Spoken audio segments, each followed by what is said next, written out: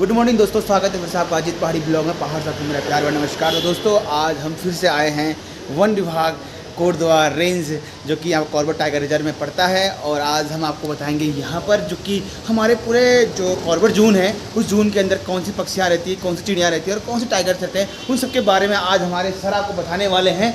और सबसे बड़ी चीज़ है कि आपको सबसे बड़ी नॉलेज वाली चीज़ है, अगर आपको बताया जाएंगे तो हमारे पूरे उत्तराखंड में लगभग 700 से 800 प्रजाति की पक्षियाँ यहाँ पर विराजमान है और यहाँ पर रहती हैं। और यहाँ हर साल जब सीजन वाइज आते रहते हैं, जाते रहते हैं। और यहाँ से जो बाहरी देश से जो चिड़िया पक्षियाँ यहाँ पर आती हैं उनके बारे में सर हमको ज़रूर बताएंगे कि किस किस प्रकार की पक्षियाँ यहाँ पर आती हैं। तो आइए आप सर से ही जानते हैं कौन कौन पक्षियाँ यहाँ पर रहती हैं और किस किस टाइम में यहाँ पर आती हैं, और जब क्रॉसिंग टाइम होता है किस टाइम वो यहाँ पर आती हैं। और जब अक्सर जो पक्षियाँ जो बाहरी देशों से आती है तो वो आती है जनवरी और फरवरी के जनवरी फरवरी मार्च 3 महीने के अंदर यहाँ पर आती है। उसी टाइम यहाँ पर बर्ड वॉचिंग होती है। उसी टाइम के हम आपको बताएंगे सर, अच्छे से हमको बताएंगे सर कि कब कब यहाँ पर आती हैं। दोस्तों आज मैं आपको बता दिया कि अपने ब्लॉग में मैंने आपको बताया कि मैं अभी कॉर्बेट टाइगर रिजर्व में आ रखा हूँ, और जो कि कालागढ़ टाइगर के अंतर्गत ये पड़ता है, जो कि कोटद्वार से लगभग 3 किलोमीटर दायरे पे सिद्धबली मंदिर है। उसी के ठीक 100 मीटर पहले आपको यहाँ पर एक छोटा सा यहाँ पर एक पार्क दिखेगा, और पार्क के अपोजिट में आपको यहाँ पर एक रिसेप्शन दिखेगा जो कि कॉर्बेट टाइगर के अंतर्गत आता है। तो आइए आज आपको सर से मिलाते हैं। आज हमारे साथ में जुड़े हैं रविंदर दे सर, जो कि कोटद्वार से बिलोंग करते हैं। और उन्हें भली भांति यहाँ पर जो हम आकर कॉर्बेट की बात करें तो कॉर्बेट के उनको अच्छी तरह से उनको यहाँ पर नॉलेज है, भली भांति उनको पता है, वो जानते हैं इस कॉर्बेट के बारे में। और इधर आपको बात करूँ तो उधर कॉर्बेट पड़ जाता है, और इधर अगर राजाजी नेशनल पार्क पड़ जाता है। तो आइए सर से मुलाकात करते हैं। सर जी पहले तो आपका बहुत बहुत स्वागत है, एक छोटे से ब्लॉग में आपका बहुत बहुत स्वागत है। और सर आज जो कोटद्वार में लगभग मैं आपको बता दूं कि जो ब्लॉग का मेरा माध्यम है बनाने का, क्योंकि यहाँ पर बहुत सारे लोग टूरिज्म आते हैं, जैसे पंजाब हरियाणा चंडीगढ़ से टूरिज्म आते हैं यहाँ पर। तो अक्सर लोग रामनगर की ओर जाते हैं। कहीं ना कहीं हम चाहते हैं कि कोटद्वार में भी टूरिज्म बढ़े। जैसे हमारा कर्णाश्रम है, जो कि आप जानते होंगे कि भली भांति कर्णाश्रम का जो इतिहास रह चुका है, जिसके नाम से हमारे देश का नाम भारत पड़ा है। तो कहीं ना कहीं आज वो अपनी जो पहचान था वो खोता जा रहा है। तो कहीं ना कहीं अगर हम कॉर्बेट की बात करें तो यहाँ पर भी 2 जून कॉर्बेट में यहाँ पर पड़ते हैं। जो अगर हम बात करें तो पतनबासा गेट और आपका पाखरो गेट की बात करें तो कहीं ना कहीं इस गेटों में लोग टूरिज्म बहुत कम आता रहता है। तो आइए मुझे सर इसके बारे में जानकारी दीजिएगा कि यहाँ पर कब कौन कौन सी पक्षियाँ यहाँ पर हैं, और कितने प्रकार के टाइगर्स और कितने प्रकार की जनजाति के जानवर यहाँ पर रहते हैं। पहले तो आपके चैनल का बहुत बहुत स्वागत है, बधाइयाँ हैं आपके लिए कि आप हमारे कोटद्वार और हमारे कॉर्बेट टाइगर रिजर्व के बारे में अपने ब्लॉग के माध्यम से जनता को बताना चाहते हैं। मैं आपको यह बताना चाहता हूँ कि हमारे ऐसा नहीं है कि हमारे यहाँ पर्यटक नहीं आते, पर्यटक आते हैं, लेकिन जो पर्यटक को आने के लिए जो जो सुविधाएं चाहिए वो सुविधाओं की यहाँ थोड़ी कमी है। होटल्स अभी कम हैं, और एक हिल सिटी हमारी लैंसडाउन है, पर्यटक जिसका आपने नाम लिया कर्णाश्रम, वो भी ज़्यादा डेवलप नहीं किया है।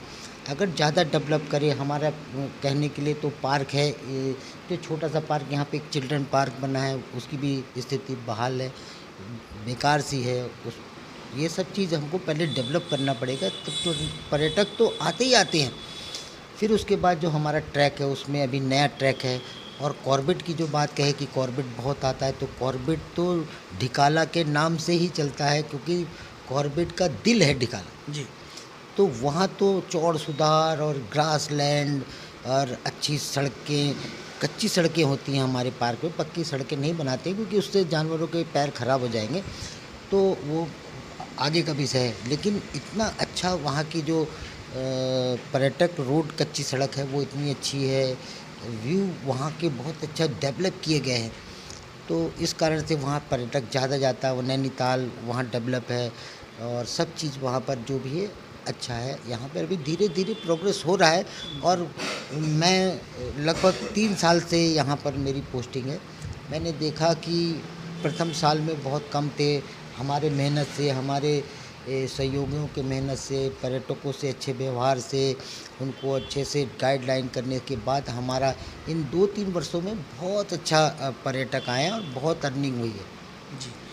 दूसरी चीज़ मैं आपसे एक बात करना चाहूँगा कि हमारे कोटद्वार के अंतर्गत अगर पक्षियों की बात करें तो कितनी जनजाति की पक्षियाँ यहाँ पर विराजमान होंगी अभी? नहीं, हमारे पूरे उत्तराखंड में तो पक्षियों की वैसा है, लेकिन हमारे जो कॉर्बेट है वहाँ 580 प्रजातियों से ज़्यादा, कोई प्रवासी भी आती हैं, और 580-500-600 प्रजातियों की पक्षियाँ हैं। और जी। आपने और क्या सवाल किया था? जैसे कि सर मैं आपको एक चीज़ मैं जानना चाहूँगा कि जैसे कि हम जो बाहरी देशों से जो पक्षियाँ यहाँ पर आते हैं, वो किस समय दिखाई देती हैं यहाँ पर? वो ऐसा होता है कि जब वो वहाँ जब बर्फ़ पड़ जाती है, तो वहाँ से बर्फ़ पड़ जाएगी तो उनको खाने को नहीं मिलेगा।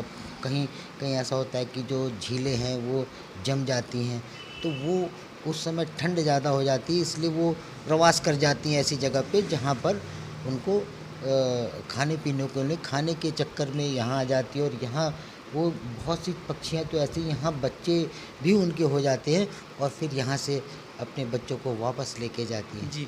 और दूसरी सर मैं एक चीज़ और जानना चाहूँगा आपको कि कॉर्बेट के अंदर कौन-कौन से जानवर दिखाई देते हैं? अगर मैं बात करूँ टूरिस्ट जगह अगर आपको कॉर्बेट में हमारे घूमने आ रहा है, तो हम अपने ब्लॉग के माध्यम से उनको बता सकते हैं कि ये जानवर आपको मतलब वो है कि पीक टाइम है कि कभी भी दिख सकता है, लेकिन अगर मिनिमम अगर बात करें कौन-कौन से जानवर यहाँ पर रहते हैं? नहीं, हमारे यहाँ तो मेन तो हमारे देखिए कॉर्बेट टाइगर जुड़ा हुआ है, तो मेन तो ये टाइगर जो है प्राकृतिक रूप से हमारे यहाँ पर पाया जाता है, कहीं से लाया नहीं गया है। और यहीं पे उसके संरक्षण के लिए एक प्लान बना और वो आज तक हम उसके संरक्षण के लिए कार्य कर रहे हैं। तो हमारा जो सरमोहर होता है वो टाइगर होता है। जी। टाइगर एक बहुत शर्मीला जानवर है, इसलिए वो रेयर है। तो वो आपका सही समय पर, सही जगह पर और टाइगर का भी सही जगह पे होने पर ही वो आपको दिखाई दे जाता है। और वैसे दिखते हैं, हमारे यहाँ टाइगर दिखते हैं। उसके बाद एलिफेंट है, फिर उसके बाद डियर्स की कई फैमिलियाँ हैं, काकड़, घुरल, सांबर, चीतल, ये दिखते हैं। भालू हमारे यहाँ है, रेप्टाइल्स हमारे यहाँ है। और बर्ड जो बताए, बर्ड भी हमारे यहाँ बहुत हैं। पानी में जो है मछलियाँ भी हमारे पास, वो यहाँ की तो रामगंगा नदी पे और छोटी छोटी नदियों पे भी वो चढ़ आती है। वो गोल्डन महासीर, जी। गोल्डन महासीर जो है बहुत ही अच्छी स्पीसीज़ है यहाँ की, जो विलुप्त प्रजाति में थी और हमारे यहाँ पाई जाती है। सर अगर हम टूरिज़्म की बात करें, अगर टूरिस्ट की बात करें, तो हम कोटद्वार में किस तरह से अपने टूरिस्ट को हम एक तरह से संतुष्ट कर सकते हैं? किस तरह से हम उनको मतलब बताएँ कि हम कोटद्वार में आइए, हम कोटद्वार को आपको इस तरीक़े से आपको जानवर दिखाएँगे, या इस तरीके से हम आपको पक्षियों से दिखाएँगे या पक्षियों से रूबरू कराएँगे?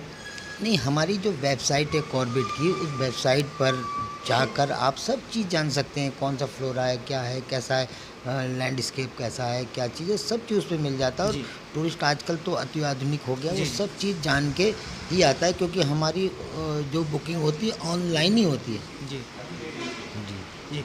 तो बहुत बहुत धन्यवाद सर, आपने हमें हमारे दर्शकों को अच्छे से हमने गाइडेंस किया और उनको बताया कि कॉर्बेट में कौन कौन से जानवर दिखाई देते हैं और किस टाइम पे जानवर आते हैं और किस माह में यहाँ पर पक्षियाँ यहाँ पर आती हैं जो बाहरी देशों से आती हैं। तो बहुत बहुत धन्यवाद सर आपका। और अगर मैं आपको बात करूँ, अगर आप कॉर्बेट में आकर घूमने चाहते हैं और अगर आप कोटद्वार क्षेत्र में आना चाहते हैं, कोटद्वार एक छोटा शहर है हमारा, जो कि यहाँ से गढ़वाल का जो अगर द्वार कहते हैं तो कोटद्वार से ही शुरू होती है गढ़वाल। और गढ़वाल मंडल में अगर बात करूँ तो 7 जिले हैं जो आपको भली भांति यहीं से लगेंगे। सीधा यहाँ से स्टार्ट आपको कोटद्वार से ही होगा और कॉर्बेट भी स्टार्ट कोटद्वार से ही होता है और रामनगर का लास्ट जो होता है रामनगर में ख़त्म होता है। तो आइए, अगर अभी कभी भी आपको कॉर्बेट आने का मौका मिलेगा तो एक बार हमारे रविंदर देव सर से ज़रूर मिलिएगा। वो आपको भली भांति आपको कॉर्बेट के बारे में अच्छे से जानकारी देंगे और कॉर्बेट का जो इतिहास है, जो हमारे पुरानों से इतिहास चलता जा रहा है कॉर्बेट का, उसके बारे में आपको बताएंगे। एक बार आपको सेवा का मौका जरूर दीजिएगा। धन्यवाद। जय हिंद, जय भारत, जय उत्तराखंड।